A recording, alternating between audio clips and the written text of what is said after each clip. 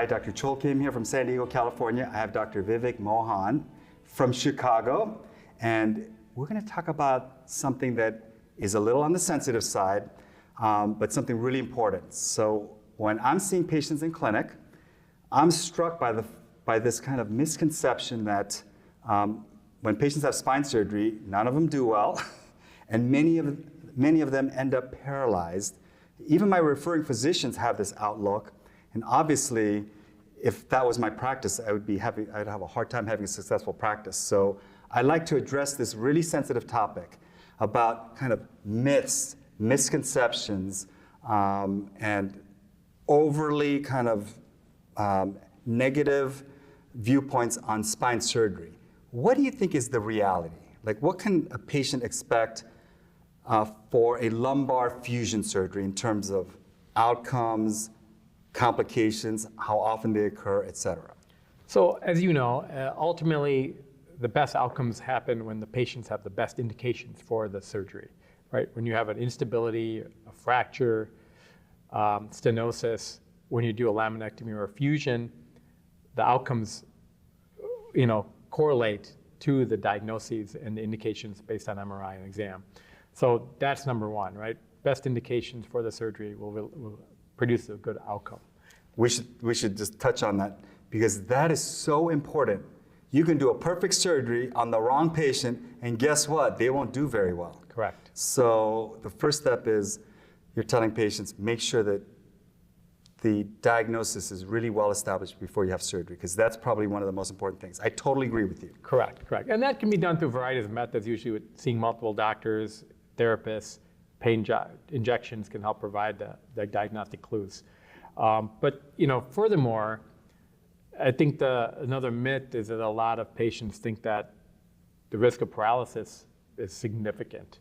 And clearly that's not high on the list when we do a lumbar surgery, specifically, laminectomy or fusion. The risk of paralysis is very low because we're not addressing the spinal cord level, which is in the thoracic or cervical region. What would you say the risk of having some kind of nerve injury during a lumbar fusion surgery is, roughly? I think from the data, it's probably less than 5%, but radiculitis or inflammatory conditions after the surgery are pretty common, but usually are temporary and usually resolve within the first few weeks. That's not uncommon because we do have to move the nerves around. So there's the temporary problems that you get after a big surgery, but they all go away. Correct. People are afraid of that too, but it's really important to point out that it's temporary. Correct. And then there's a small proportion of patients that have a permanent injury or a long-standing injury. Correct. And I think those are well established in the literature. I think permanent nerve injuries are less than 5%. Radiculitis, maybe 25%, but permanent injuries are very rare. But I think more importantly, a lot of patients think that when you get one surgery, it means that you're going to get surgeries forever. And I think that's another misconception because of the history of vocal patients who've not really resolved their long-standing issues, or patients have bad spines. So let's talk about that. So whenever we're talking about the F word, that would be fusion. Correct. Because that's the biggest low back surgery that we do, a fusion surgery, where we use screws and rods and cages. I'm pretty impressed with how well-versed our patients are about adjacent level degeneration, which is what you're talking about. Correct. So if you have a lumbar fusion, you change the biomechanics of the spine, and the level above or below experience increased forces, and theoretically wears down faster, right? Correct. What would you say that risk is, like in terms of probabilities, percentages? Because it's not 100% like a lot of people think. Correct. Right? It is definitely not 100%. It's probably in the range of like 20%. At least in my history, I would probably say adjacent levels are maybe 1 out of every 25 patients that I see in my practice. I think the other issue is the patients coming in, when you do their fusion, you look at the other levels and you say, I'm going to predict that you're going to have more than 60 or 70% chance of needing that level addressed in the future. But we don't necessarily need to do it at this time. So remember, the spine joints are not one joint like the knee or the shoulder. the other joints are directly connected to it and may need to be addressed in the future.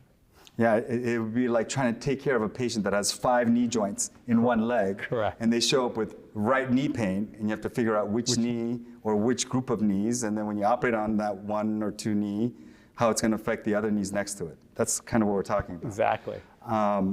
So the number that we use a lot is 3% per year. So in like 10 years, theoretically, 30% of patients have some problems at the adjacent level. Not all of them need surgery. Correct. Does that coincide with the numbers that you're talking about? So 20% kind of depends on how long you wait, because the longer you wait, the greater likelihood of adjacent level generation. But that's the number that you use, like about roughly 20% in the next few years? Well, 24% in their lifetime, but then this is 20% from the general population. So Got it. not everyone will need it. Some patients just have an L5S1 spondylolisthesis from birth to childhood that needs to be addressed. Usually, those patients, when they get a lumbar fusion, rarely ever need adjacent levels. It's unusual. Yep. So most patients do not develop adjacent level degeneration, but there's a significant risk. Correct. I think that's the truth. The myth is that everyone needs more surgery. And then,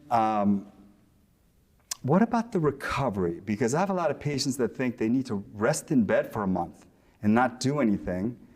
And I have to convince patients that it's good to like get out there and walk around and start doing some really basic exercises of daily living, like walking, standing with good posture. Mm-hmm. What would a typical 1 and 2 level lumbar fusion patient recovery in your practice look like?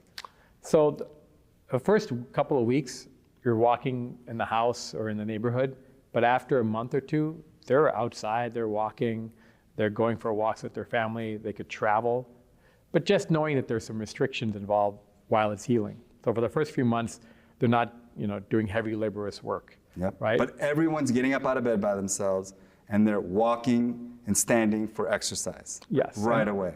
And as you and I perform outpatient lumbar fusions, we encourage our patients to walk immediately. It helps decrease risk of infections and DVTs, pneumonia, all those good healthy patients tend to walk faster. And I think that's very, very important. Agreed. The olden days of bed rest, I think almost everyone does not believe in if you're taking care of spine patients. But there's still a lot of people that remember the days of bed rest and external braces. It's totally different now. Mm-hmm.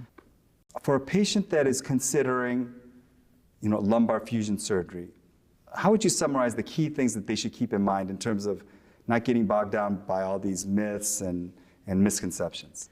So a couple of factors. Number one, find a surgeon that answers your questions regarding what are the risks, what are the indications, why am I getting the surgery? That's the first question you should ask. Why couldn't I get a decompression or get no surgery? The other question to ask is, how are you performing the fusion? Is it endoscopic? Is it open? Is it anterior? Is it posterior, lateral? What's the technique? All those make a difference in terms of both the pain levels and the recovery. And then we also tailor it to the unique characteristics of each patient. So it's like we have a toolbox with lots of different tools, and we look at the patient and the problem, and we look at the toolbox and have a choice of different things depending on the situation. Correct. Would that be fair? Correct. We tailor it to both our experience, but also to the patient's anatomy, right? We have to correct some geometry and dynamics. We also have to correct the stenosis. And we also have to stabilize. So in all those factors, we have to use our experience and our best techniques to address the patient in the best method for them. So if some patients need a quicker recovery, we might need to do an anterior and posterior approach if they have to return to work sooner for whatever reasons they have. So customization. Exactly. We had a point in the evolution of spine surgery where we can customize it to the detail of the patient's needs.